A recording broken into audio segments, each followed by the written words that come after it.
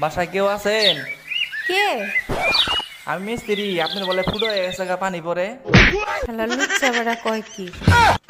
আরে ভাবি, আমি তো স্যানিটারি মিস্ত্রি, আপনার বলে বেসিন ফুটো হয়ে গেছে গা পানি পরে।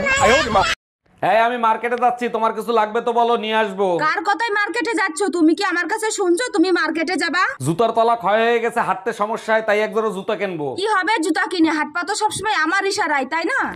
हम इसका पति है हमको सिर्फ फांसी का सजा चाहिए।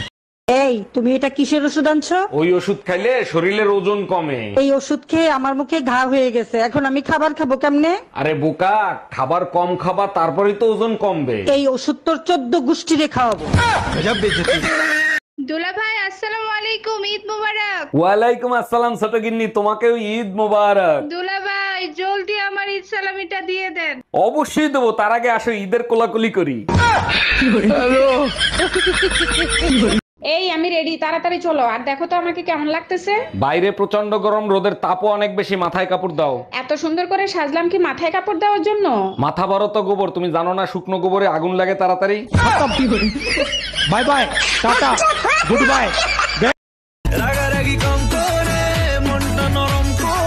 কেমনে মন নরম করব? ফাঁক পাইলেই তো ভাবিদের কাছে চলে যাও। সব সময় তো যাই না, ওই ভাবিরা যখন একটু ডাকে তখন যাই। আজকে পুতা দিয়ে এমন জায়গায় ছেঁচা দিব ভাবিরা জীবনও ডাকবে না।